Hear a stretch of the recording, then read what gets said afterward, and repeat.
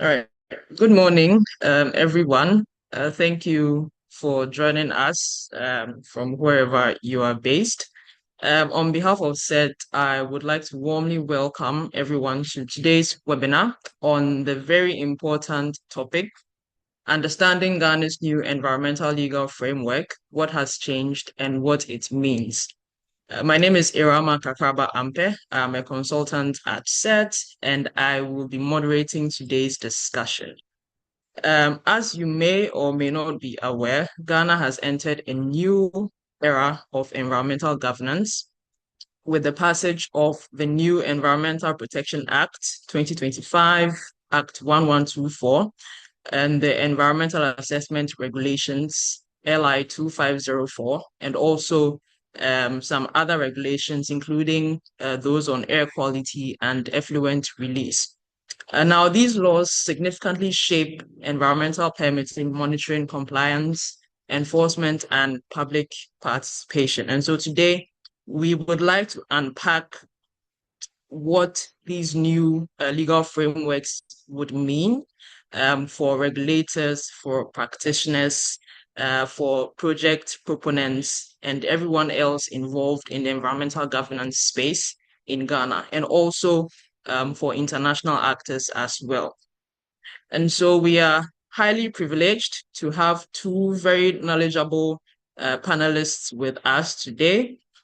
One who is currently at the EPA and the other who is a consultant, but also has extensive experience from his time at the EPA.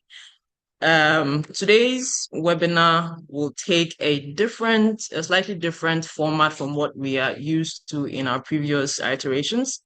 We will start with a presentation, and then afterwards we will have a discussion with the panelists, and then move into the Q&A section for questions and comments. And so before we begin, there are a few housekeeping rules I would like everyone to kindly pay attention to ensure that we have a smooth session. The first is that for today, we'll be using the Q&A function for questions. And so if you look on the bottom of your screen, you would see the Q&A function ideally next to the chat. And so if you have any questions as the presentations or the discussions are ongoing, please kindly put them in the Q&A function. We'll be keeping an eye on them and answering where we can in the function, or during the Q&A section, you'll be given an opportunity to also ask your question by raising your hand. So using the raise hand function as well for that.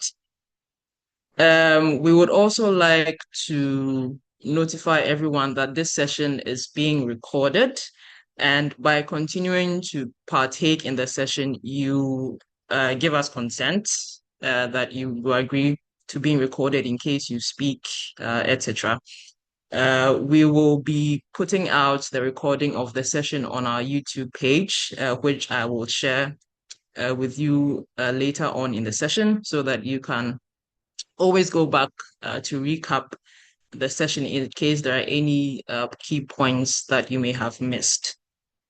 Now, to introduce our speakers for today, first we have Mr. Ebenezer Apasampong, who is the former Deputy Executive Director for Technical Services at the Environmental Protection Authority, EPA, Ghana, and he's also currently the CEO of Eco Solutions Limited.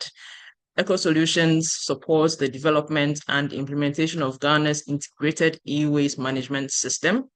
He's also a development planner with over 30 years of experience leading key initiatives in environmental policy, impact assessment, capacity building, policy planning, etc.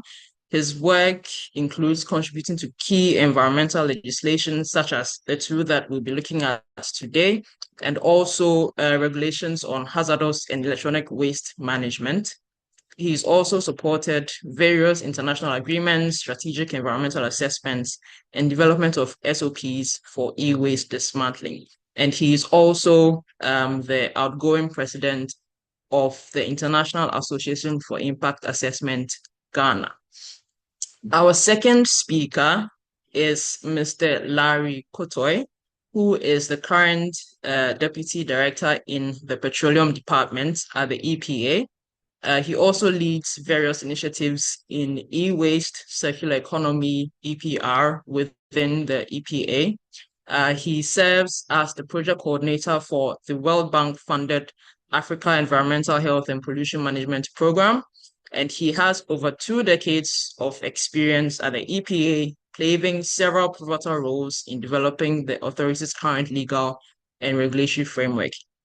He also has vast experience and leadership. His vast experience and leadership definitely make him a key contributor to national efforts in environmental governance and pollution management. And so, with all of these introductory things out of the way, I would like to hand over the floor to Mr. Sampong for a presentation where he will take us through the genesis of the new introductions, that is the Environmental Protection Act, and then also the regulations. So, Mr. Sampong, please, we are eager to hear from you. Thank you. Okay, thank you, Rama. Can you see my screen? Hello? No, please. No, please. Okay. I'm trying to share, but otherwise, Kwache, then perhaps you can share it from your end, and then I'll scroll through it. Okay. So that we don't waste time. Yes. Okay. Okay, but so Mr. Sampon, whilst we wait for Kwache to do that, maybe you could just kindly give us a sense of why there was the needed new regulatory framework which we now have. Okay. Basically, we have traveled from 1992, I would say, when Ghana had a constitution. And within that constitution, there's a requirement for the state to ensure that it takes care of its environment and manages sustainably. And then it also places responsibility on the citizenry, both in the Article 36 and then the 41K, for citizens also to take steps to protect and manage their environment. And as a result, a framework was put in place, which was the EPA Act 1994, which basically was responding to the requirements of the Constitution, the international obligations per the Rio Convention 1992, other emerging environmental problems that was confronting this country. And as a result of that, the EPA was born, which is the Environmental Protection Agency. So that act basically was to establish the Environmental Protection Agency with responsibility to lead in the environmental management of this country. Prior to that, the environmental management was fragmented within sectors, which we still have even today. But then there was a need to have a coordinating body, an oversight body, and that gave birth to the EPA Act and then the establishment of the agency. The agency was given powers. The mandate was about 19 major functions, but basically it had to do with regulating the environment, educating the citizenry on how to responsibly take care of the environment, monitoring responsibilities, coordination, database management, advising the minister responsible for environment on environmental issues, and developing and implementing standards for the management of the environment. So as a result of that, the agency over the period. This is from 1994 up to 2025. The agency had put in place various systems. They had developed, first of all, the institutions. You realize that it's starting as a single office unit. It has spread to all the 16 regions of Ghana today, and it has several other what we call the area offices. Now, gradually, they are even pushing into districts. So the intention is that eventually you have access to environmental management services at all the districts in Okay. Ghana. Okay. Sorry, Mr. Sampo, just to kindly interrupt. I think Kwache has the slides on now, so Okay. we can continue with that. Thank you. So with that. Okay. So, okay.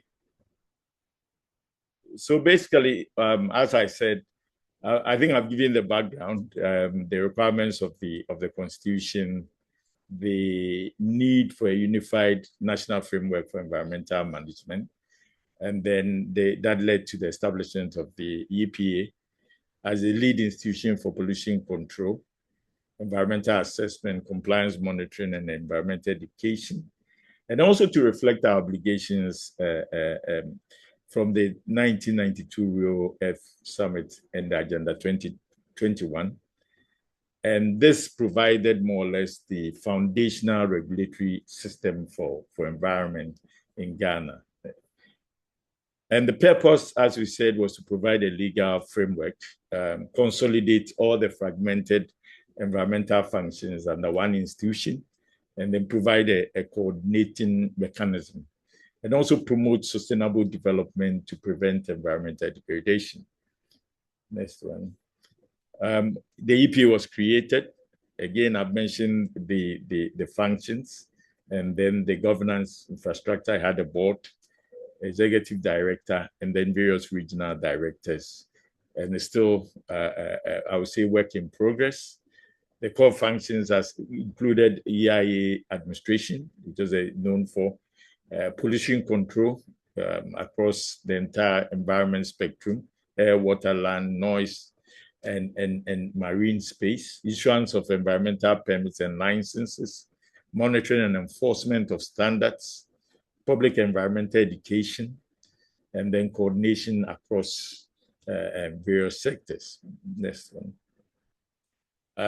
Various tools were also at the disposal of the authority or the agency then, including improvement notices, enforcement notices requiring various entities to take steps to improve upon their environmental performance. And failure to do that they had the option to suspend operations. There's also the prosecutorial powers that was given to the authority. There were some limited penalties compared to what we have currently, and there was no administrative penalties. Of course, there was shutdown powers was not explicitly given, but they can stop. But the scope actually was the fact that the enforcement mechanisms over time was not able to deal with various emerging environmental problems, and there was a need to strengthen that. And then the environmental quality standards required some further regulatory powers to ensure that it can be implemented effectively. The reference to chemicals, actually the part 2 of that 490 was dealing with pesticides, but it goes beyond that. Other chemicals, hazardous waste, e-waste, and other things were not covered in that act. The coordinating mechanisms were I think, foundational at the time. Over time, it became very difficult to coordinate across the various sectors, especially in the space where various sectors were trying to take responsibility for environment. There was a need to have an oversight and a stronger act that will explicitly indicate the need for that oversight function. And then the other thing was the emerging issues, particularly the authority had moved from a subvented organization to a financially autonomous institution. And the laws that govern did not have any room for that. And there was a need to bring in a new act. Again, there was the emerging issues of the triple planetary issues, climate change, biodiversity, pollution, which was actually, there was a need to actually highlight them. And other areas like chemicals management, which was also widening its scope within our jurisdiction. So I would say that the Act 490 actually was the foundational act and guided environmental governance for over 25 years. And there was a need to have a review of it. Next one. So why the new act? I said it's become, we say that 490 had become outdated, even though it's still quite a young compared to other places, and could not address emerging challenges. The enforcement powers were weak. We needed a stronger mandate to meet obligations under global agreements, Basel, Stockholm, Minamata, Paris, Kigali, and other ones that will come along. Need for a legally binding act for environmental standards. We had come out with standards, but we needed an act to back it up. We've converted the guidelines, environmental quality guidelines, into standards, and there was a need to have an act to bind it to ensure that we have a stronger legally binding act for it. And then we needed a more robust, modern regulatory authority to address the environmental challenges that we have today.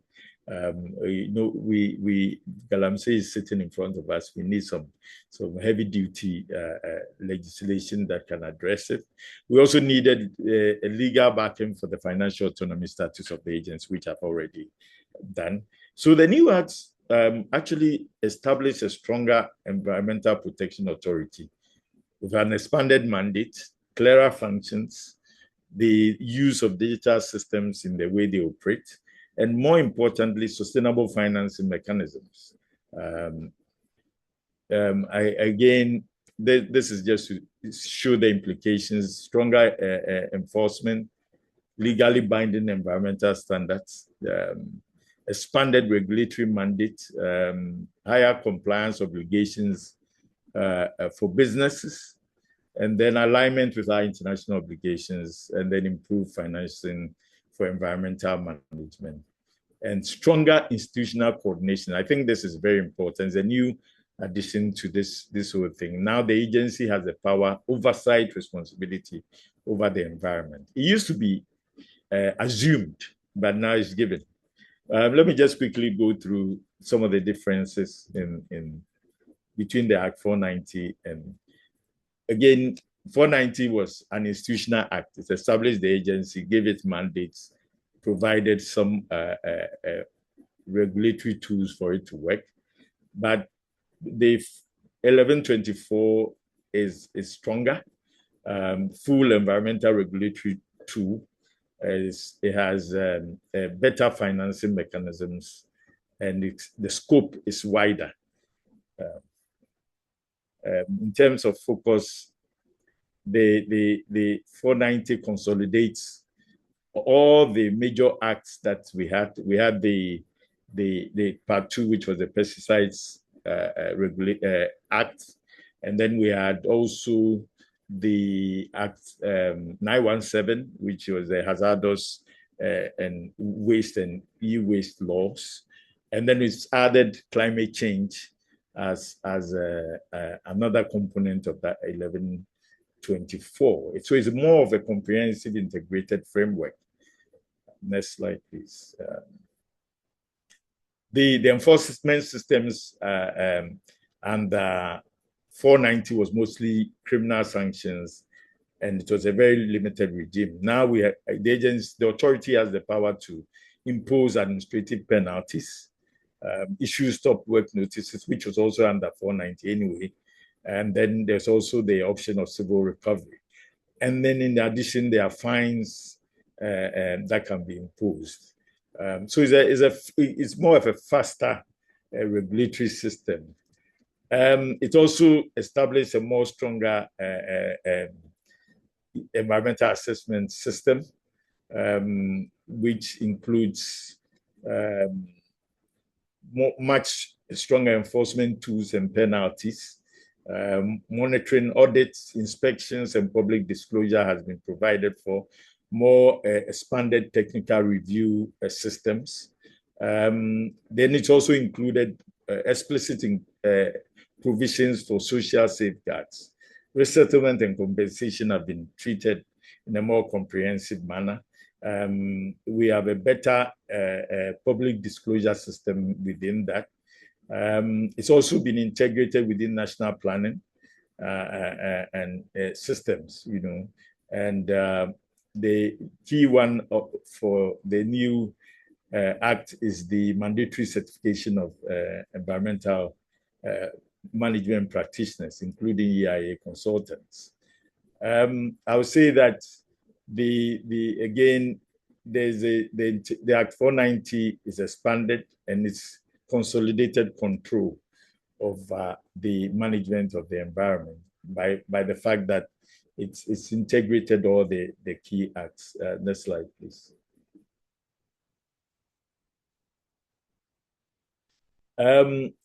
Again, 490 didn't have any explicit provision for climate change management. There's also the new Act 1124 has a carbon registry, mitigation fund, NDC mainstreaming in national development agenda. So it has a more of an integrated climate governance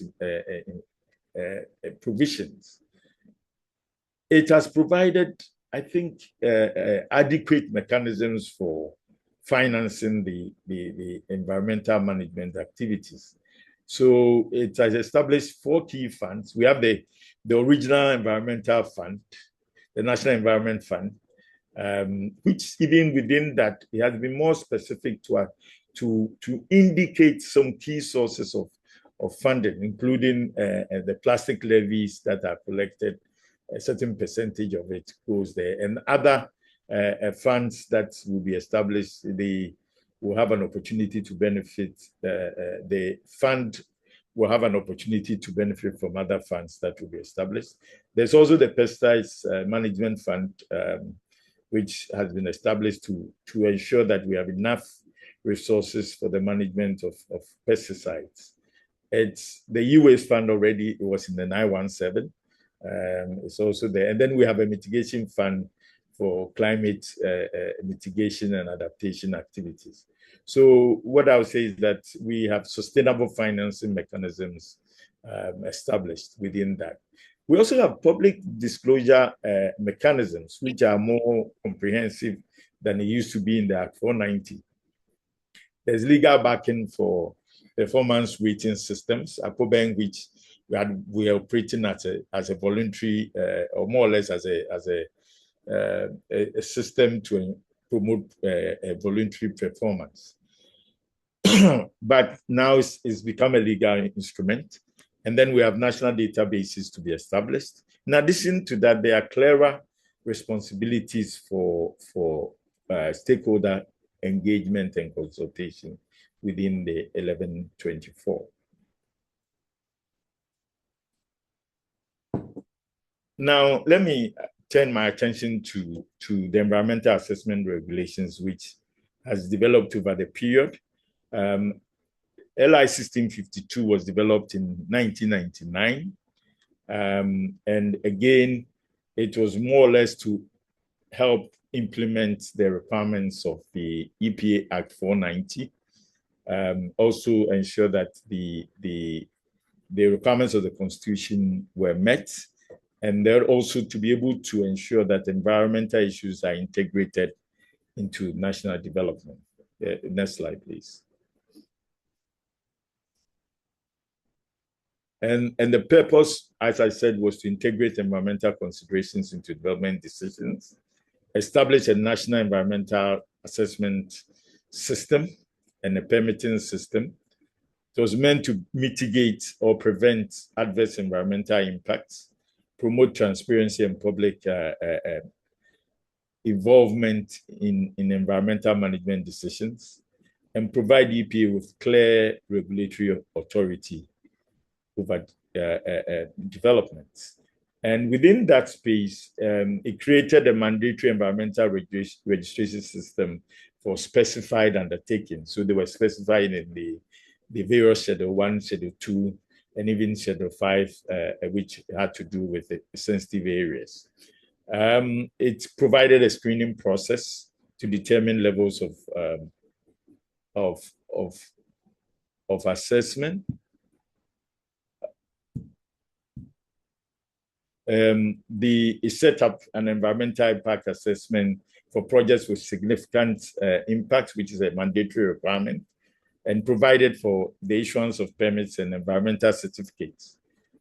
Provided some timelines for decision-making, public participation process. There was also the grievance and appeal systems, as well as post-EIA requirements. That's the need for EMPs, annual reports, and other things. So what it did was to standardize environmental governance across all sectors. And then it laid the foundation for project environmental compliance. It improved the quality of EIAs and decision-making, and then also enhanced public participation in environmental management. So, and it helped Ghana to meet some of its international environmental obligations.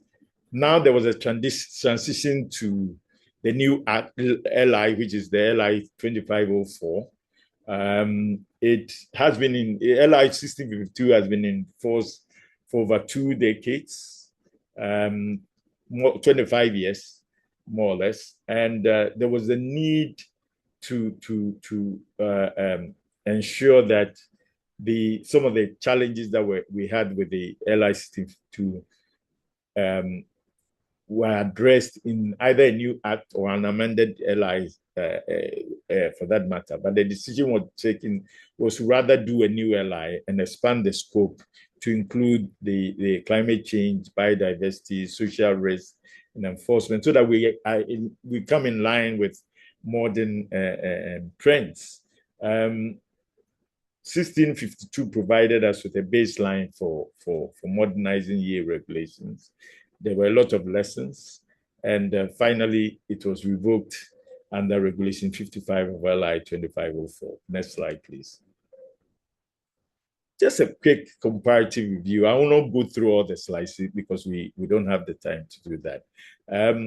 I would say that if you compare the two, the old LI did not have a purpose, and then the application was not explicitly stated. But this new act has created a purpose for it, which includes integration of climate change and biodiversity issues, public participation, and has also expanded the scope to include carbon credit projects and even transboundary impacts. It gives opportunity for the LI to cover issues that goes beyond our national jurisdiction if there's a need for international cooperation. For instance, the West African gas pipeline project is an example of a transboundary project which we had to struggle to provide a certain framework to address the environmental issues associated with it. But this will provide us some legal basis for doing that.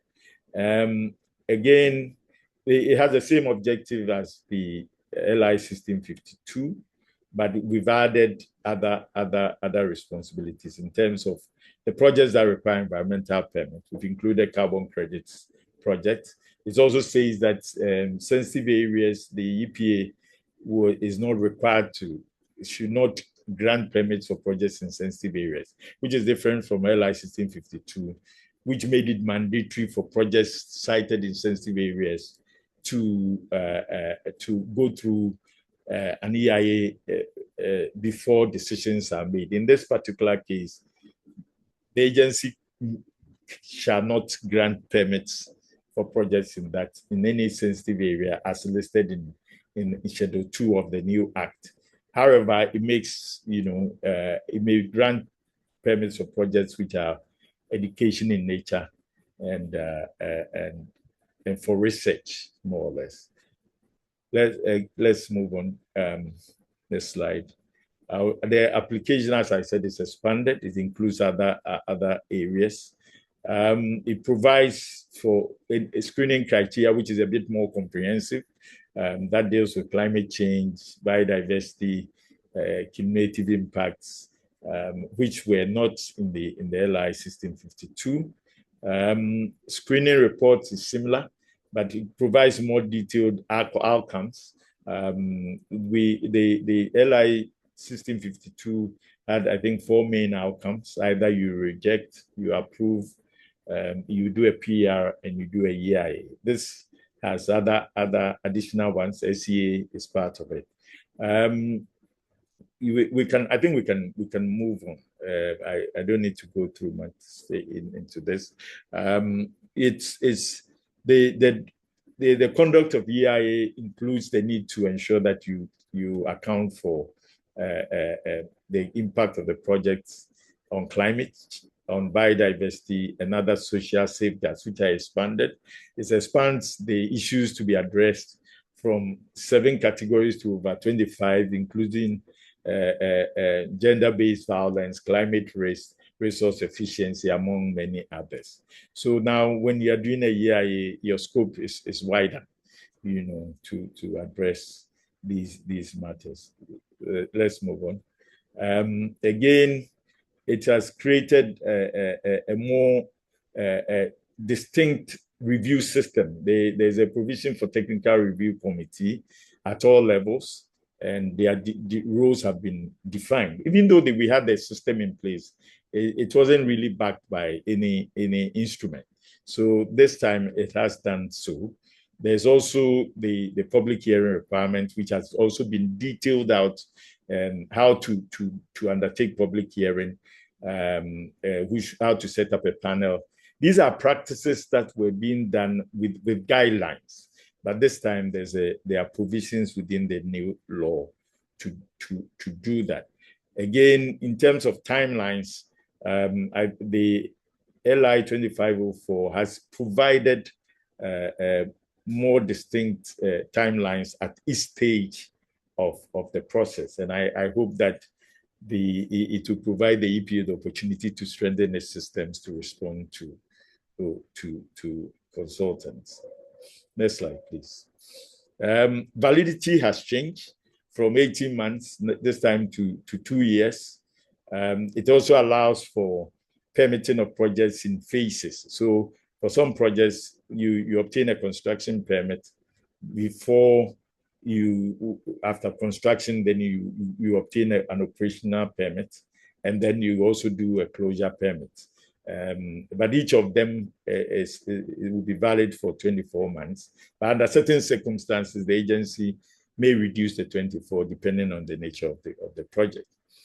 There's an explicit provision for strategic environmental assessment. We struggled with this for a long time, but now there's a clear mandate for policy plans and programs to go through a strategic environmental assessment process, which aligns Ghana with international EA practice.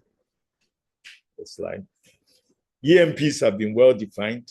LI 1652 only made mention in Regulation 24. They didn't say what we should do with the plans. This time, there's a more detailed review process and penalties for not responding to. A key one is that if you submit an EMP and on 3 occasions they are unsatisfactory, you are required to pay an administrative penalty, which I think, when I checked, it ranges between 6,000 to about, I think, 180,000 cedis also, which is quite steep. Annual environmental report has also been expanded. The contents have been well laid out, Regulation 38. Again, failure to submit an annual environmental report will attract an administrative penalty. So we have to take note of that. The revocation and suspension and revocation or cancellation provisions have been well detailed out, and it provides the authority the opportunity to graduate the enforcement systems. And it includes various provisions for climate change risk, pollution, providing false information, non-payment of fees, and even compensation. If you don't pay compensation, the authority has the power to revoke your permit. So these are very steep requirements, and it's important that we take note of that. The reclamation fund has been provided for.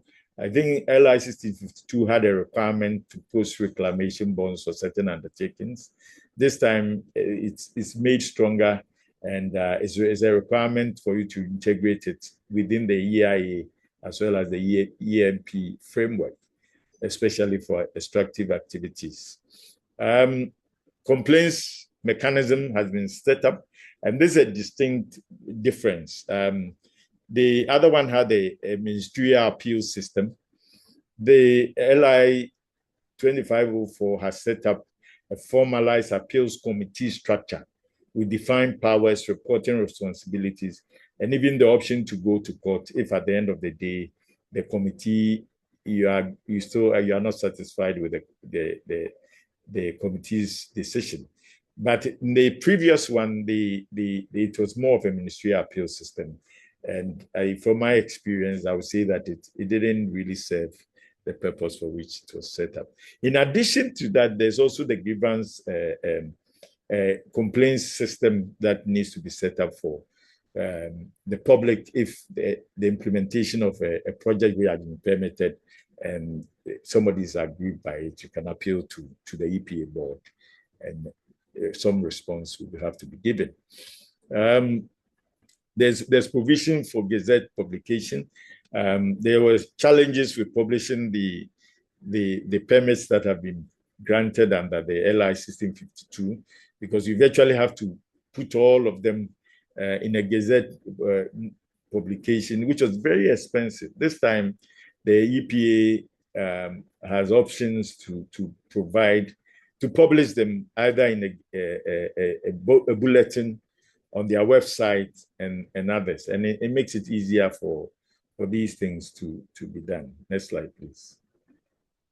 It has also provided for acquisitions, takeovers, particularly within the extractive sector. Periodically, you have new companies taking over, and there are provisions that guide how to treat these things. Sometimes new companies want to automatically take over the bonds that have been posted by the companies that the previous ones, and there are clear guidelines as to how the authority should address these issues.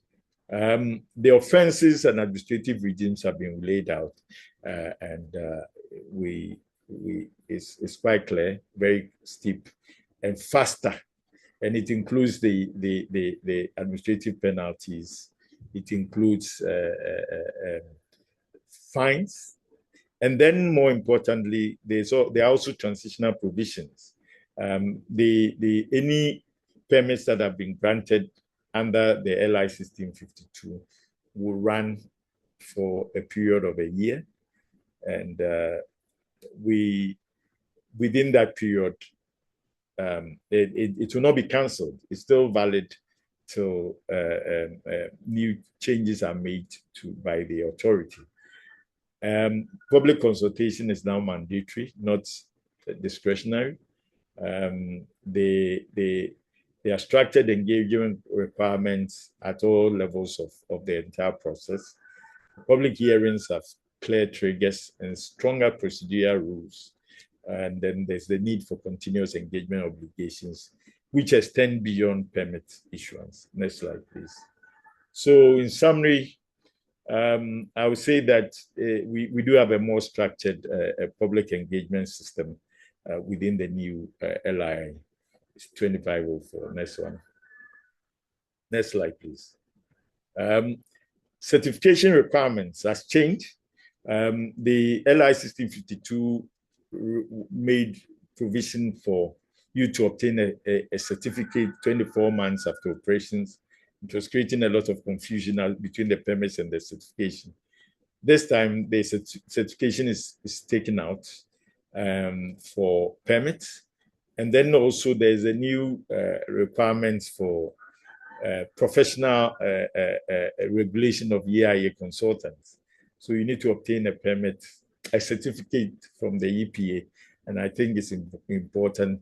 It's also part of the transitional provisions. If by, I would say, within a year, by June next year, the certification scheme should be in place. Failure to do that will make sure, will mean that we cannot present any EIA and for it to be accepted. So in summary, I would say that there's the new LI has provided new areas. PR for has been well laid out. The LI system 52 didn't have explicit provisions to guide how to determine which project should go through the PR and then how to address it. In this case, it's even provided the contents of the PR. And then there's more comprehensive screening and scoping processes. Please go move on. Detailed TUR and scoping report formats have been provided. There are stronger EIA content requirements for EIAs to include climate assessments, biodiversity, gender-based violence, and other related sexual harassment, sexual exploitation and abuse, and resettlement issues. Introduction of SCA for policy plans and establishment of technical review committees. These are some of the strengthened assessment tools. Next slide, please.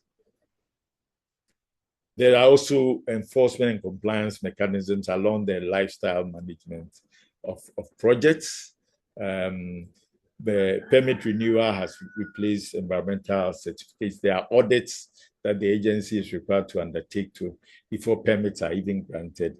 And expanded suspension and revocation grounds have been provided. What are the implications for proponents? There are more detailed documentation required, need for early planning for closure and decommissioning, which we used to do, but now it's clearer. Stronger stakeholder engagement and expectations. The authority is required to come out with guidelines for this. Compliance requirements include climate assessment, biodiversity, social safeguards, greater responsibility for multi-stage reviews, and then TRC coordination and technical capacity required at all levels, particularly with the regulators and the reviewing authorities, more active monitoring and auditing enforcement, and stronger legal basis for penalties and corrective actions. For our communities, at least more transparency through public notices and hearings, greater opportunities to comment on EIA processes. The 21-day comment period is still in force. Community input formally recognized in scoping and EIA's review. And then the expanded rights to appeal through the EIA Appeals Committee.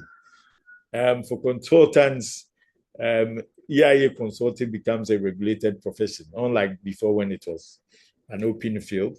There's a need for more advanced technical requirements to be able to do assessments, standard formats for PER, scoping, EIS, and EMP. I think this is very critical. Now you know what should go into the documentation. Stronger stakeholder engagement obligations, higher quality baseline data requirements are expected. And then the reports, a more formalized technical review committee system has been put in place, or is already there, but this time it's giving some legal background. The life cycle assessment from construction to closure is required. Increased liability for false information can lead to suspension, revocation, and then higher EMP standards and enforceability. There are penalty clauses attached to it.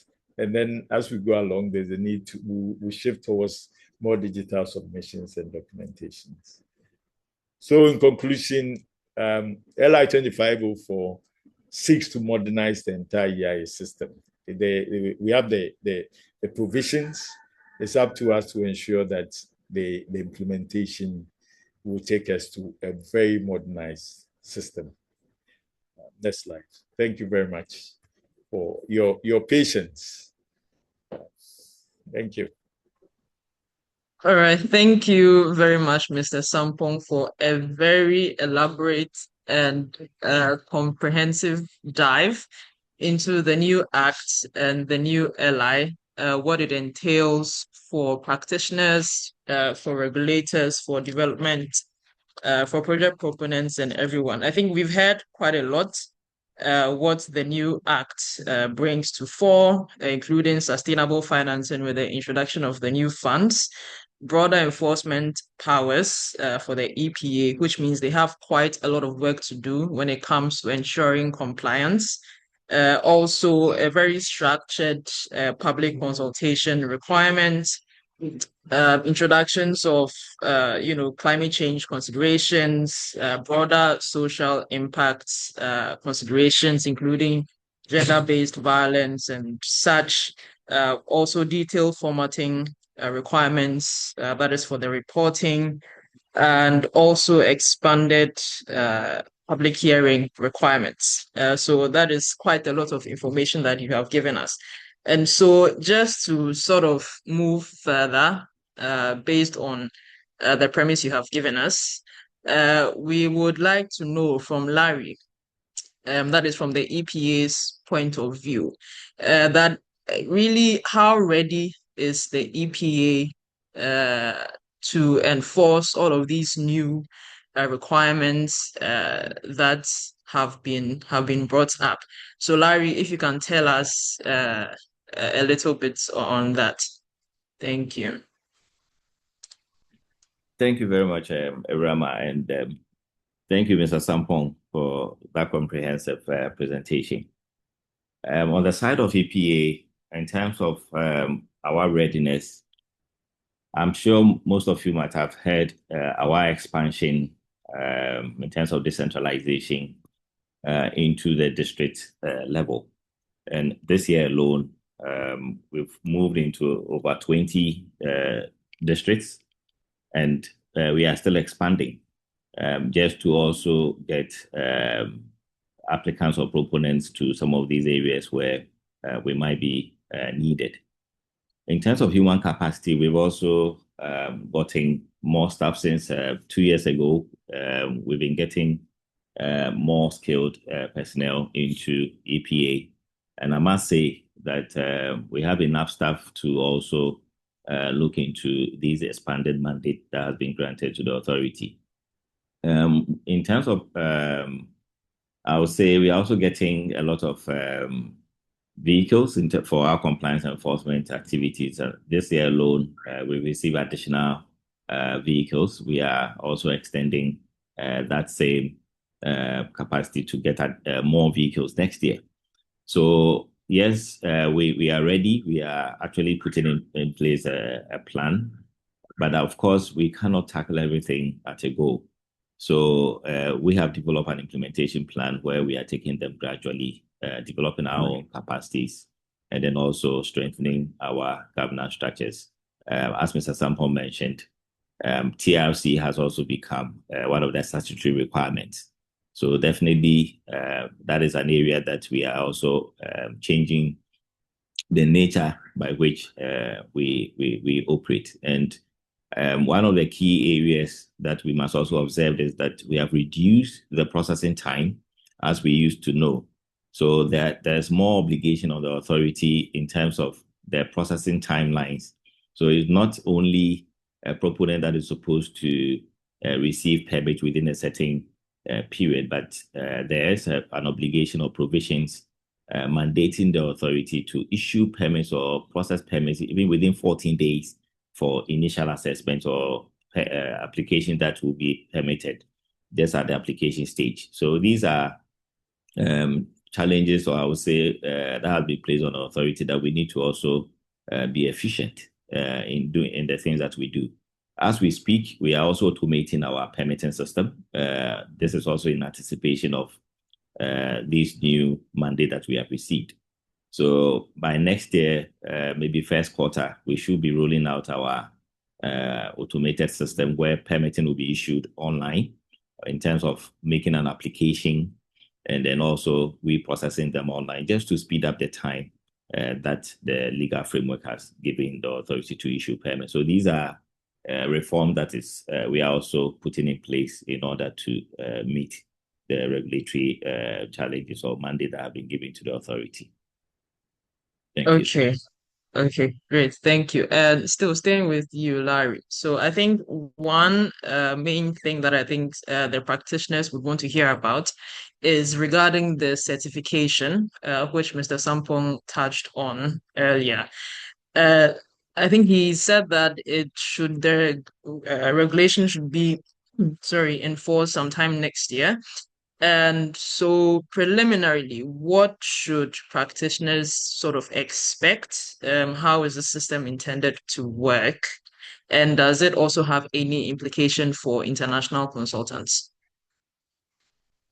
Yes, thank you. So when it comes to the certification of practitioners, so the legal framework actually, which was recommended, it is supposed to come by way of a regulation. So if you check the act, if the authority is supposed to do this assignment by way of regulation. So that is, we need to come up with a regulation. I must say that we already have a draft of the regulations, which will be doing some level of stakeholder engagement. And again, it will have different levels and requirements for both in-country, I would say national consultants and also international consultants. So the requirements are different for them to fulfill. But again, this will be done through a consultative approach where we can also take your buy-in. So we are looking at individuals who will be certified as a consultant and also a firm seeking to engage in consultancy. So these are things that obviously we will be engaging. So we already have a test of the regulation that will be doing stakeholder engagement on next year. So I wouldn't want to preempt most of the test of the regulation, but when we meet, we can share with you what we have proposed, and then we can also take feedback from practitioners as well. Okay, thank you. Now I would like to switch gears a bit to just touch on the public consultation process, which is now more comprehensive and more structured. There are things around showing evidence of stakeholder consultation in the EIA reports. Now, how does the regulation take into account data protection? With regards to the evidence. So, sometimes it requires people's names, maybe contact details. I think one for the authority, sorry, to really check that yes, consultation was done. But then how do you balance the two? Because at the end of the day, the documents are public documents, and so you could have people's contacts, which could be considered personal information out there. So how does the EPA sort of address that? Yeah, so by practice, we normally wouldn't capture, so you have the compensation plan or compensation or resettlement plan as a different document that is submitted to EPA. So it is not captured within the EIS or environmental impact statement report that comes to EPA. That actually goes to the public. So these are documents, but these are documents that are not published. However, if somebody really wants to know whether a particular person or family has been compensated for land or crops, that is a process that we can all go through and share that information if they go through the right processes to request for the information.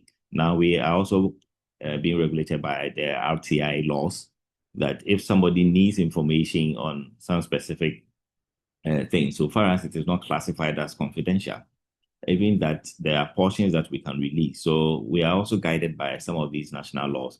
But of course, these reports are not part of the document that we normally publish in the EIS. They always come as a separate document where we have the details of people that have been compensated. And of course, as you said, we need information to be sure that the person who has been compensated has actually received what compensation they are supposed to receive. So traditionally and by practice, We have their photographs, their signatures, the amount that was valued, and how much they were paid, either cash or check, who witnessed it, and all those procedures. That will be part of the compensation. Even the law now requires us to come up with a compensation plan or the procedure. So all this will be done, but I must say that it will not be a public document, but upon request, if there are any litigation or any kind of grievance or complaints as to whether that requirement has been fulfilled by a proponent or a project proponent, yes, of course, we will trigger the necessary regulatory requirements or national laws to provide such information, but it will not be made public as part of the EIS. Okay, okay. Thank you for that. And still sticking with you, Larry, for a last question, and then we switch back to Mr. Sampong. You mentioned the compensation resettlement, which are social issues, also including gender-based violence and others, which now have been brought most to the fore in the regulations. How will the EPA ensure consistency in how, social impacts or social effects are sort of considered? Because maybe with regards to the compliance, right, for some of the social impacts, you would have to maybe bring in institutions like the Ministry of Gender, Children and Social Protection, um, even the social welfare departments at the assemblies and etc. So how is sort of a cross collaboration enforcement going to be like with regards to the social aspects?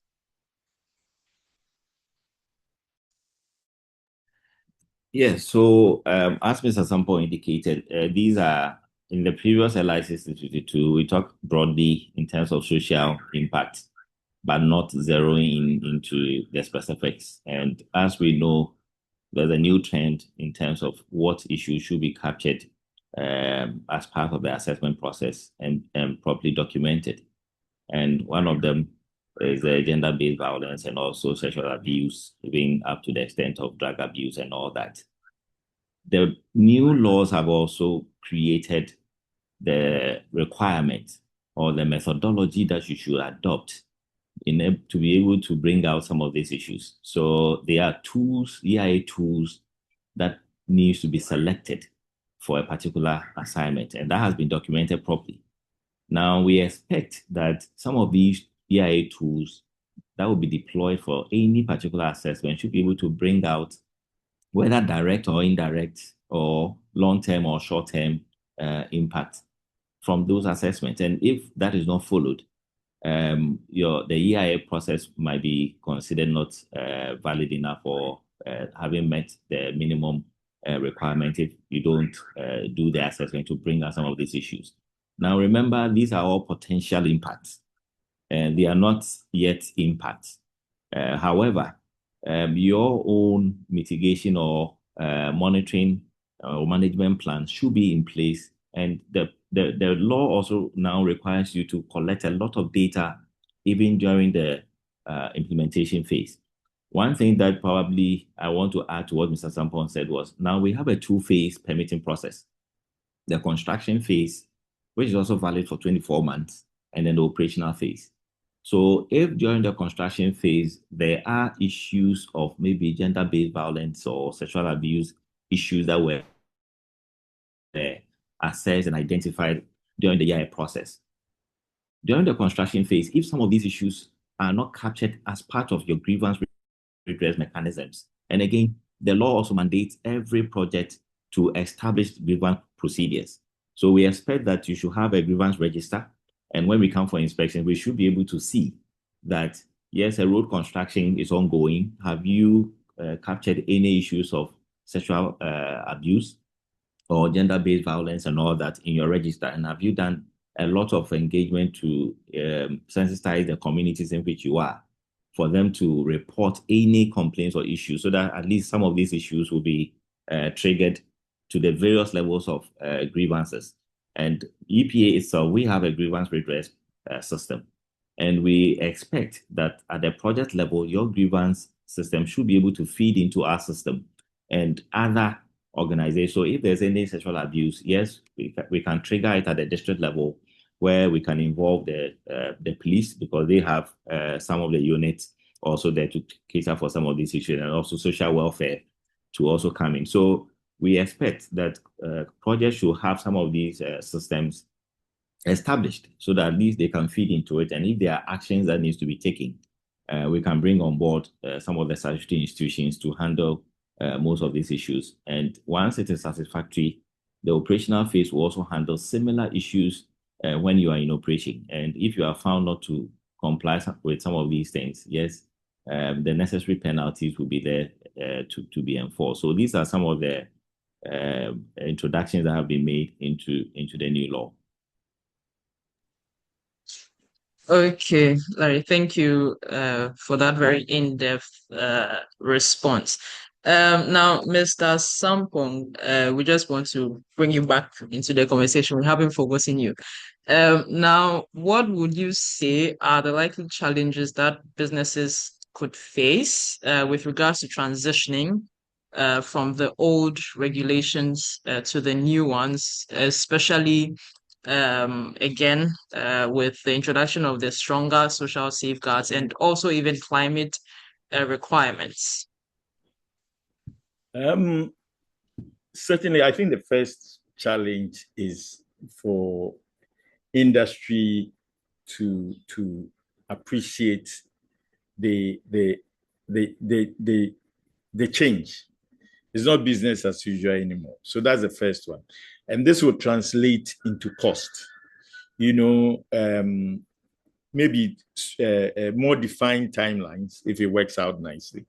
But then it translates into cost. Your baseline assessment will not be, would have to include other requirements. Your public consultation processes will have to be done and done well. And it costs money to do this. And sometimes it may even take time, longer timelines in terms of data collection, in terms of baseline studies, and even the assessment itself. The other thing is that they need to be aware of the stringent sanctions regime. I mean, it will come, the authority now is self-financing. So it gives opportunity for penalties to be imposed at will. Even though they are defined, they can easily impose some penalties on you for not compliance.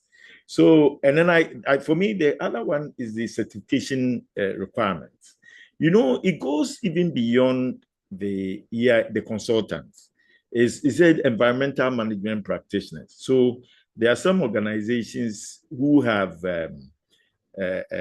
they have in-house capacity to do their own reports.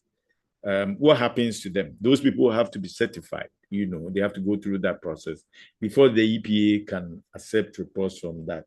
So they have to ensure that they also comply with those requirements. I would say that the idea is to build their own internal capacity and also engage the right practitioners to assist them, and then also budget for environmental management so that they can meet the requirements of both the Act and then the LIS 2504. Thank you. Okay, thank you very much, Mr. Sampong, and thank you, Larry, for your insights. Now, at this juncture, I would like to move into the Q&A session. I see that there are a number of questions from our participants, and so we'd like to take them one by one. Again, if you'd like a question to be answered, kindly either pop that in the Q&A, or you can kindly raise your hand and then we will call you to ask your question. And so the first question I want to pick is from Sue George, who's asking about the requirement regarding sensitive areas. And that is that like a no-go area that is absolute, and so there's no debate. We are absolutely not permitting projects that are cited in environmentally sensitive areas. or there are some other considerations that would be taken in with regards to that. So I think maybe either Larry or Mr. Sampong, either of you could answer. Maybe Larry, you could answer that for us, please. All right, thank you. So I would like to comment on the screening decision that will lead to a particular assessment. So although the law is saying that strictly undertakings within sensitive areas will not be permitted. Now, when we are conducting screening, the law has introduced some levels or criteria that should be taken into consideration to arrive at a level of assessment. So as Mr. Sampon said, I will just add to the fact that one of the key criteria will be the location, and the location will be linked to the sensitive areas. And if an area has been gazetted, for instance, as national park, automatically you are out.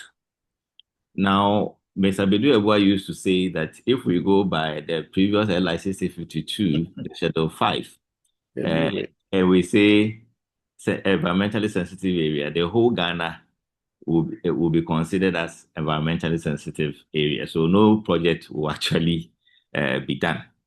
So if we see, based on our assessment, that we all have gazetted an area as an environmentally sensitive area, it is a no-go area.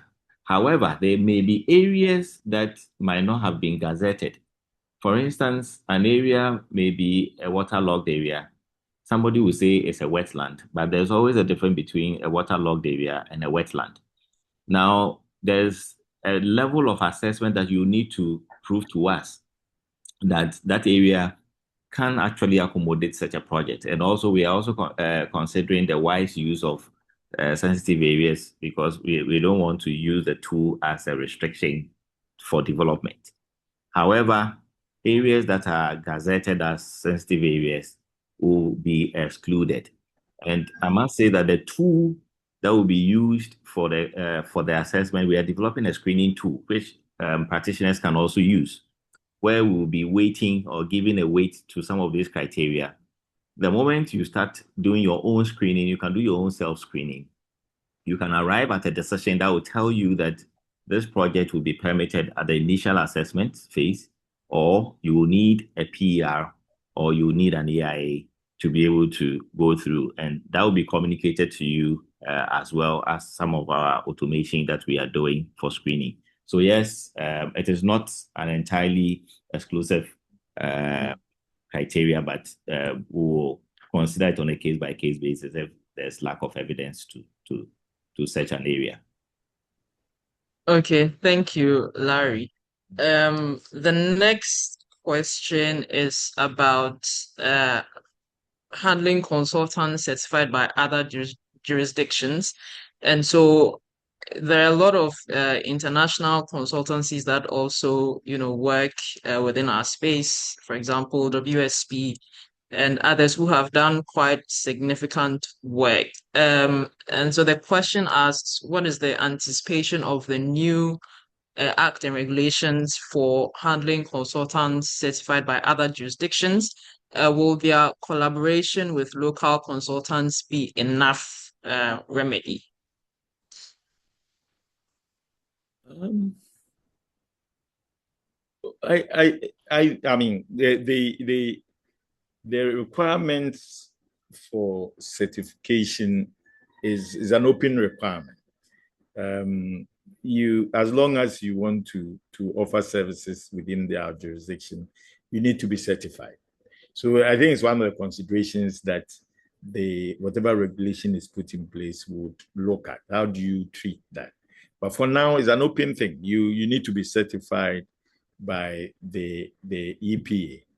How that is done is another. But immediately, what can be done? I mean, in my mind, within the time frame that we have, if within the 6 months that we have, we cannot pass a regulation, then the authority must come out with some guidelines. Perhaps do an open registration, categorize those based on historical performance, and then as a starter, and then that can be hold the system for a period, and then they gradually put in place a certification scheme, because I see that can be a challenge. But basically, you have to be certified by the authority. There are references to other jurisdictions. Uganda and other places have put in a system where external consultants have registered with them and have been certified. So it's not a strange new system. I mean, entirely globally is done. We will not exclude them, but we will ensure that there's compliance with the new act. Okay, thank you, Mr. Sampon, for that response. We will take a few questions from using the speech function now. And so, Abena Nyamisem, I see your hand up. Kindly unmute yourself and ask your question. Thank you. All right. All right, thank you very much. I think this is a very, very great session that should obviously continue. I want to know how the EPA try to align with the other policies that ensures Ghana aligns with the Paris Agreement, like the other institutions working around NDCs and all that. How does EPA work with them to ensure there's kind of synergy, in the requirement of Ghana in fulfilling its international environmental law obligations? And also, my second question relates to how EPA works with EIA consultants.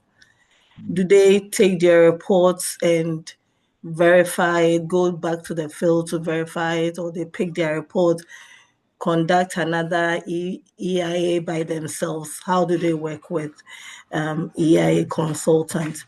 And also, I know some of Ghana's laws, even like the environment companies law, warrants that companies should annually provide their CSR reports, which we can extend it to the environmental performance report. Is there any kind of collaborations with the registrar of companies to ensure that companies are reporting appropriately and accurately? And also back to your submission on the data protection. I think what EPA can do as part of their checklist is to ensure that in their stakeholder engagement, they have a provision in their checklist that ensures that all the stakeholders they engage, especially the people that they engage, have given their consent to their personal data being shared. And also, if that is, because even if the report is coming to EPA, I think that consent should be given. And it can be evidenced by a simple sentence in their EIS report stating that the consent of the various stakeholders was appropriately obtained. And I think that can be it. Yeah. Thank you very much. Okay, thank you for your question. I think, Larry, all of your questions will go to you, please. All right, thank you very much. So I'll start with the last one. Indeed, the law mandates the EPA to come up with a stakeholder engagement plan that will specify the processes and procedures that proponents or consultants are supposed to use during the engagement process. And that is also will be a benchmark for the EPA to also verify. And I agree with you.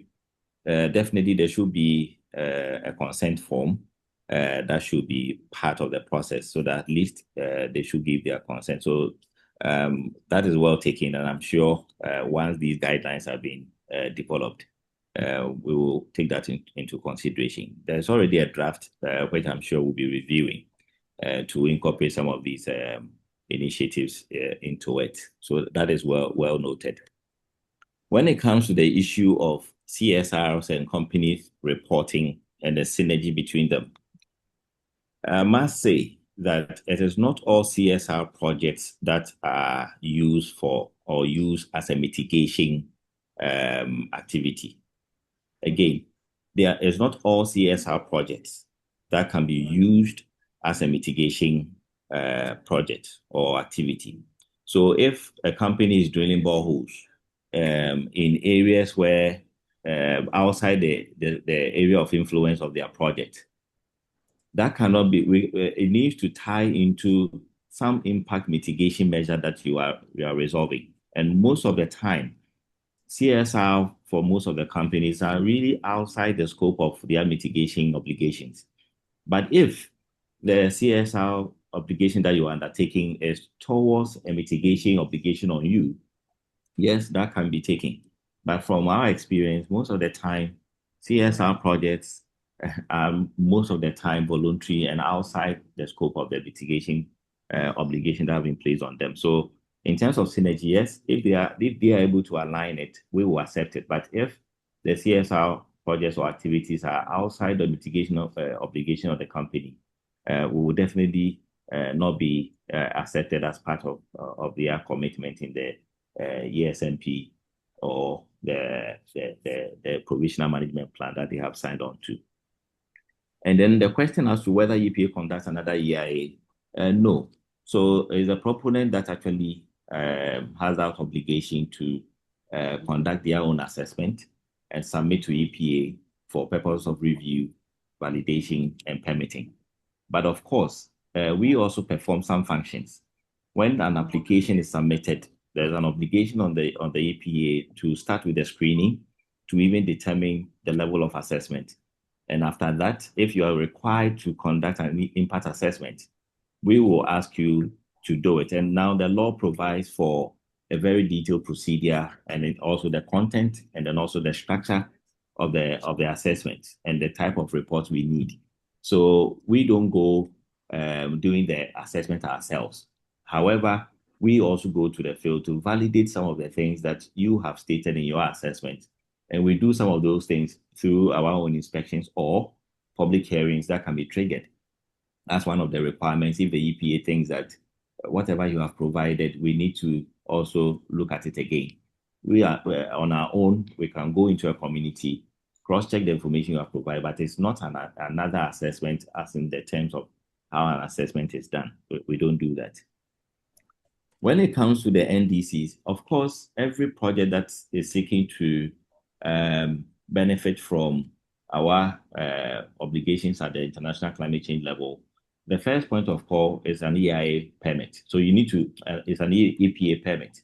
You need to actually have an EPA permit to be able to even try to assess some of these initiatives within our NDC. So yes, in as much as Ghana, we are preparing our NDCs and how we want to mitigate our emissions. All the projects that are contributing towards our emission obligations or climate change obligations, they are supposed to also go through an impact assessment process in the first place before they can go and be reporting on some of these initiatives that they are going into. So yes, it is always, there's a linkage between what we'll do, but fortunately, EPA actually coordinates the NDC process through our climate change department. So there's always that collaboration at that level as well. Thank you. All right, thank you, Larry. So we are almost out of time. However, we'll just extend the time by about 15 minutes or so that we can get in some more questions. Because I see a lot of people have questions, which tells us that this is a very timely topic for discussion. And so I will kindly ask that everyone restricts their question to one, so that we can have other people be able to ask their questions. And so next, Mr. Yao Amoyawose, kindly unmute and ask your question. Thank you.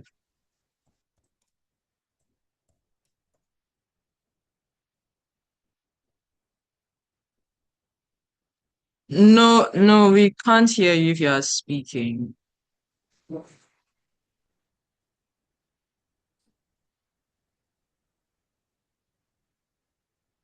No, Mr. Amoy, I was saying you are still muted. Okay, yes. Okay, yes. Thank you. Thank you very much. Yes, I want to express my appreciation to Ebenezer and Larry. I mean, this has been very exhaustive, very, very comprehensive and educative. Thanks so much. Thanks so much for this effort. My question is about the issue on construction permits issued by the EPA as a new introduction into the system. Now, how do you factor the other statutory institutions that have permits or license to issue similar construction permit and operational permit and things like that? If you take, for instance, the Energy Commission, or is it Energy Commission or Energy Petroleum? Yeah, institutions like that. How do you coordinate with such institutions so that we don't create any confusion in the minds of project proponents? And then similar to that, there's an issue about sensitive areas where you may decline a permit outright, or where perhaps the activity is located so close to a sensitive area, so you take it upon yourself as EPA to decline permits. While, let's say, the respective district assembly, may also have given their approval for the project to proceed. So how is the institutional collaboration issues addressed in this new law, this new acts and the regulations? Because this used to be problems with the old laws. Thank you. Thank you, Mr. Amoy, I would say. Larry, can you kindly take this one? Thank you. Thank you, sir. So when it comes to the construction permit, so we take it from within the context of environmental permit. And as you know, we say environmental permit, you are authorized to commence construction and operation. That is the way the permit is written. Now we are saying that we will take off the operation and just say that you have been authorized to commence the construction of maybe 1,000 megawatts of thermal plant and all that. This is for one reason. We are having a lot of problems when it comes to mitigation, or when it comes to the operational phase of most projects, where they are supposed to comply with maybe emission standards or noise standards and all that, or effluent standards. It's because they do not incorporate some of the things that they are supposed to put in place during the constructional phase of the project. And because we have issued a permit to say that you are authorized to commence the construction and operation, they only come in when the 18 months permit has expired and they are already in operation. So it is not all projects that you find that they will not be able to finish the construction, and they will have to come for a renewal to continue with the construction before they come into operation. Although there's a condition in the permit which says that when you are done with completion of the construction, you are supposed to notify the EPA before you commence operation. But most of the time, they don't. So you will find a company that is supposed to put in place some pollution control systems or some treatment plants during the construction and installation phase. They don't do it.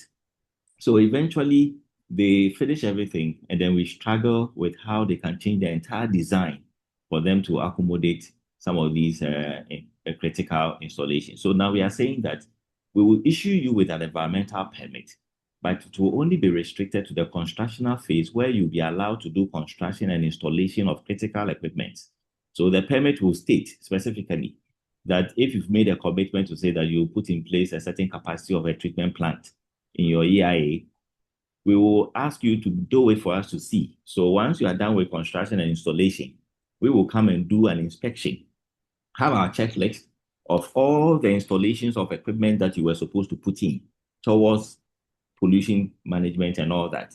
Then we will take and see whether they are all in place and tested. And if they are okay, that is when we will proceed to issue you with an operational permit. And that is done even in some of the sectors, maybe not all. For petroleum, I must say, what have been going on all these years is that they have their own construction and installation permit. They use it once they are done before they will come for operational permit, and they will put in all the systems that they need to. So in terms of the technologies, it's not the same. It is just the kind of activity that you'll be restricted to when we are issuing the permit. But it's the same environmental permit, just that will restrict you to just construction and installation for us to see whether you put in the critical things. When it comes to sensitive areas and our relationship with the assembly, indeed, yes, that is an important implementation arrangement that we need to look into. But one of the criteria, again, for our screening is location, and location is different from the land use and compatibility. So we've actually separated the two. So the location is one. So if the location is within a sensitive area, as we said, once it's gazetted, you are out. But if the location, again, is okay, but the land use is not what it is, that is where we'll come in and say that, well, the land use is not for the activity that you want to do. So we cannot proceed. Even if the assembly decides to go ahead, we will still go ahead and look at compatibility. The land use can be okay and everything, but compatibility might be an issue. So we have all these criteria that has been introduced in the law to guide proponents, and I'm sure environmental practitioners can also guide proponents in this regard, that you should do some of these checks before you even apply for a permit, so that you avoid the delays and the complexities of trying to do rezoning and all that, which will still not suffice when it comes to compatibility and also the land use vis-a-vis the location being within a sensitive area. So some work should go into the planning phase of it before a proponent even submits an application. And I believe practitioners can guide in this direction. Thank you. All right, thank you, Larry. I think the next person, Mr. Elvis Oponyeboa, kindly unmute yourself and ask your question. Thank you. Please remember, kindly restrict it to one question. Thank you. Thank you, Rama, for the opportunity. Let me also thank Mr. Sampon and Mr. Larry for that insight presentation. Yeah, my question has to do with the establishment of petroleum outlets. We all know 2016 thereabout, there was an incident in Accra Circle, of which there was a stakeholder consultation that was formed to come out with a guideline with the establishment of petroleum outlets, of which proponent has to start the whole system from the National Petroleum Authority. After acquiring their no objection letter, proponent will come to EPA, follow the due process for them to go for screening. And like Mr. Larry said, the location and its adjoining land use doesn't support, because we are EPA is into environmental assessment, and so therefore the process end there. Now I want to find out from Mr. Larry, coming from the EPA perspective. Now, what is the way forward? Because the whole process starts from MP, that is into the petroleum downstream regulation. Now, EPA now into authority is into the whole architecture of environmental protection. How do we go by it, whether reversing it, or if there can be a way out that we can mitigate some of these challenges? I want to find out from Mr. Larry. regarding to it.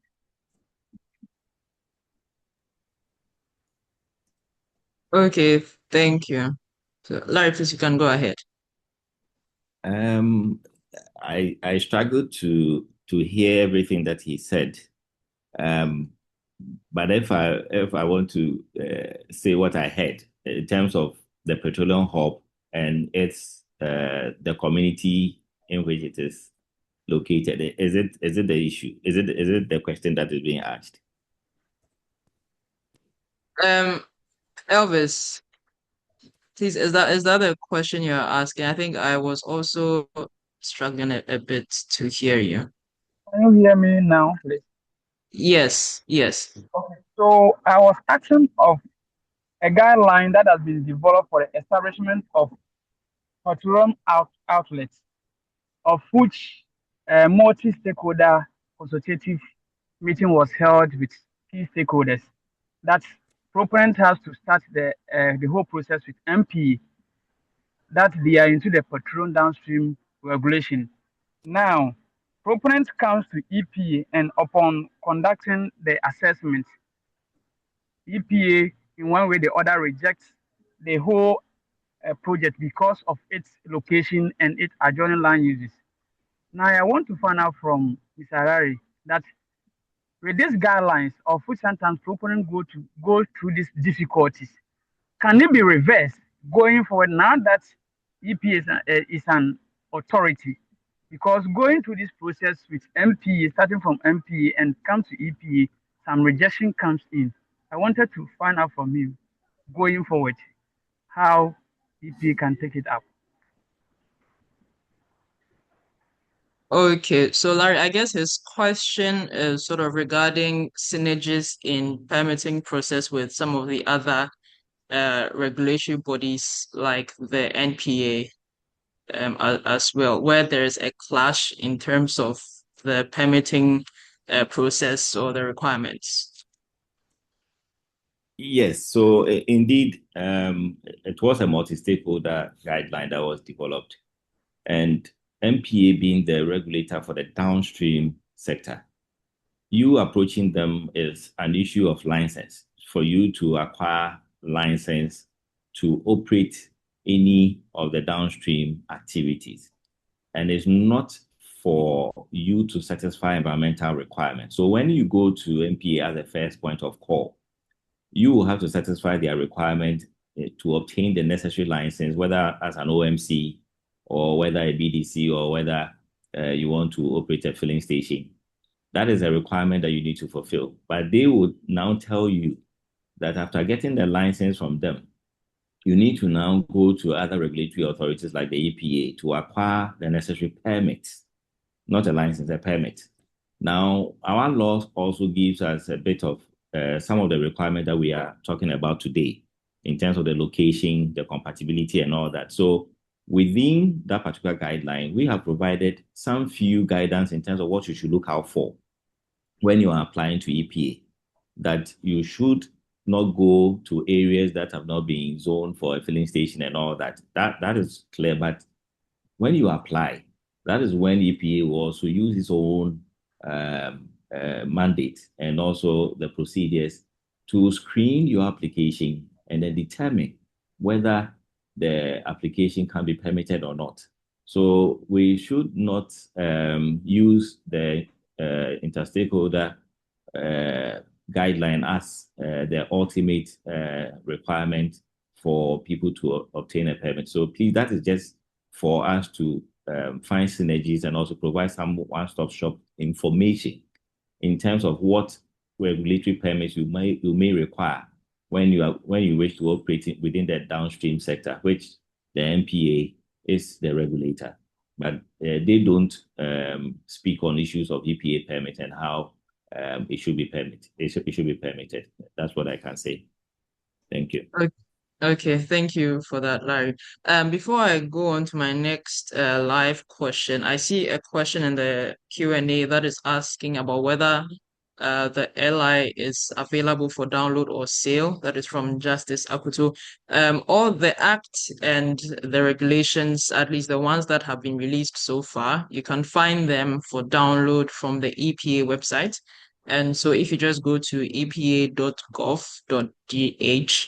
you can find all of the regulations and other very important documentation that you may like to peruse.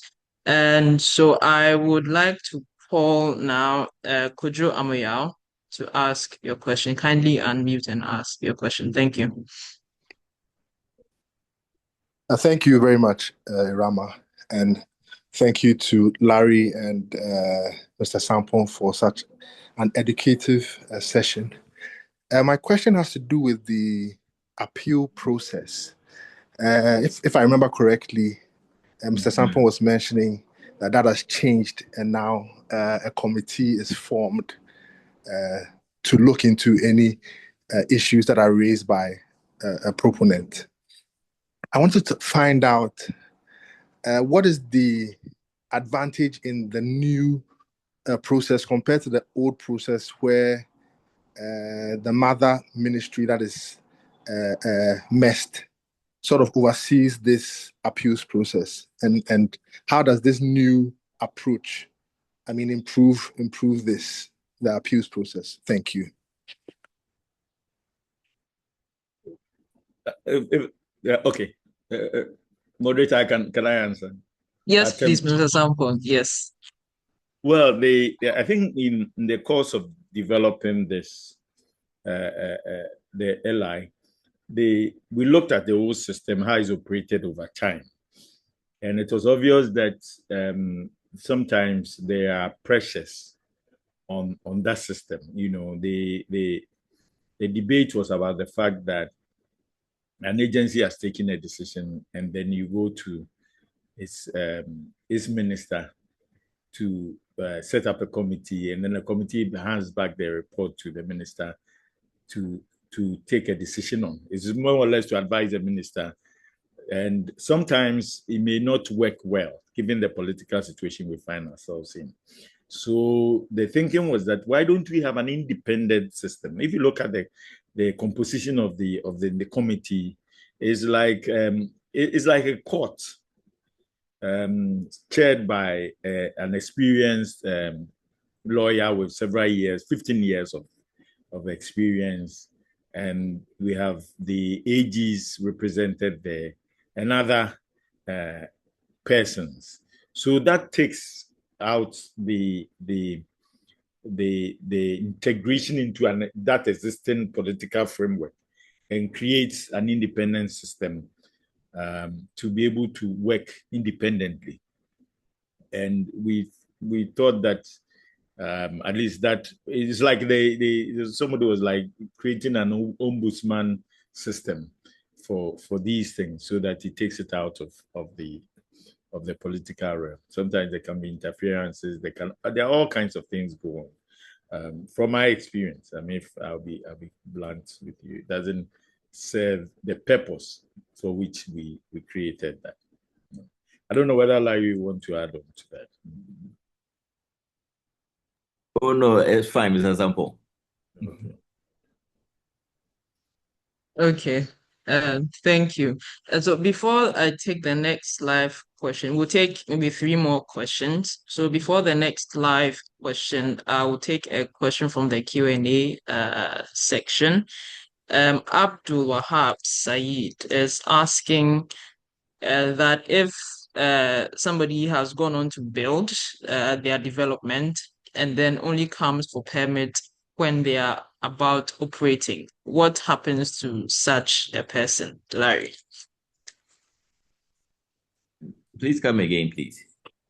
He's asking that if those who go to build or start constructing their developments without the permits and then later on come to the EPA to register their project, what sort of process do they go through, or are there maybe fines or something that they may have to pay? Yes, so there are clear fines that have been provided for in the law. And apart from the fines, it is not just a process of regularizing the project you've started. We need to be sure that in case we want to even regularize, it will still be able to fit into the overall acceptability of the project within that particular location. So we'll apply the screening criteria, we'll apply the location, we'll apply the compatibility and land use and everything. If it does not, obviously the next step is to request the proponent to stop and then take it out by whichever means. And now we've been giving a lot of prosecutorial powers, which our legal department is even developing prosecution manuals where people can be taken on when you are given a warning to suspend and you don't, we graduate that until we take you to court. So these are all options that is available to the EPA to take. Thank you. Okay, thank you, Larry. I think we'll take one last question. Mr. Ernest Jikunu, kindly unmute yourself and ask your question. Thank you. Yes, please. Please, can I be heard? We cannot really hear you. Can you kindly increase your volume? Please, can I? Yes, yes. Please, I want to ask, with the increase in mandates of the institution, what are some of the security measures that are actually in place following the recent attack on the staff? And also, like they say, when the expectations become high, in fact, we need to be giving more to actually what deliver in terms of implementation of the laws and the new LI. I think that will provide the environment for the implementation in order for us to shy away from a situation where we have new LIs and acts, but they are not actually working or being implemented. Please, that's my question. Thank you. Okay, thank you for your question, Ernest. I think Larry, if you can kindly do justice to this. Thank you. So the first part of it, indeed, we have an intelligence unit that has been established within EPA that is supposed to collaborate with other state institutions when we are doing our work. So even the incidents that happened, you notice that we received some information, and it's all based on the intelligence that we also gather when we go to the field. There are certain things that we have also done internally that I can't say online. That is also to protect and also to allow our officers, especially those on the field, to do their work without being noticed visibly by people so that they can be attacked and all that. So we are taking a lot of measures. But if we need to also undertake some assignment that requires other collaboration from other institutions, yes, indeed, we reach out to the police all the time. And then we prepare ourselves and then we do it. So we've actually learned a lot. And I must say that these are things that we are also mindful of to allow our officers to enforce some of the regulations. So some of the things that the law is also mandating us to do, yes, it will require some bit of resources and also a bit of tact in undertaking them. So we've taken them on board, but we'll be implementing them gradually. At least you've seen some of the efforts that have been made recently on the field. Our officers being seen doing what they need to do. But of course, we can't accomplish everything within a year or two. It should be a gradual plan. And of course, we need to also collaborate a lot with our other stakeholders. So indeed, we'll be doing a lot of collaboration, but our ultimate goal is to also enforce a lot of the things that have been put in the law. Yeah. Thank you. All right, thank you, Larry. And also thank you, Mr. Sampong, and thank you for everyone for joining this webinar. I think we have run out of time, way over time, and so we are unable to take any more questions. However, if you have more questions, the EPA has an online service that accepts inquiries. You can contact info@epa.gov.gh with all your questions. I'm sure they will be more than happy to provide you with the assistance that you require. And so as we close, I would like to say again, thank you on behalf of the entire SET team for your participation. For some of you, you have been partaking in every webinar or multiple webinars that we've had over the year. And so we appreciate that consistent support. We also say a very big thank you to our esteemed panelists, Mr. Sampong, Larry, and also our past speakers who have been very gracious in sharing their knowledge and their expertise on how we can strengthen our collective commitment to advancing environmental governance in Ghana and beyond. I would also like to mention that from SET, we are energized to come back fully in the new year with more value, deeper conversations, and also stronger collaborations that shape a more sustainable future. Forgive me, but I forgot to mention that this edition of the webinar is done in collaboration with IAIA Ghana. That is the International Association for Impact Assessment Ghana affiliate. And so we thank them very much for collaborating with us to deliver this webinar. And so as the year draws to a close, we wish every one of you a joyful holiday season filled with peace and prosperity. And we hope to see you in the new year and beyond. Also connect with us on our LinkedIn at SET Ghana. You can find a lot of information about us and our services at www.setghana.com.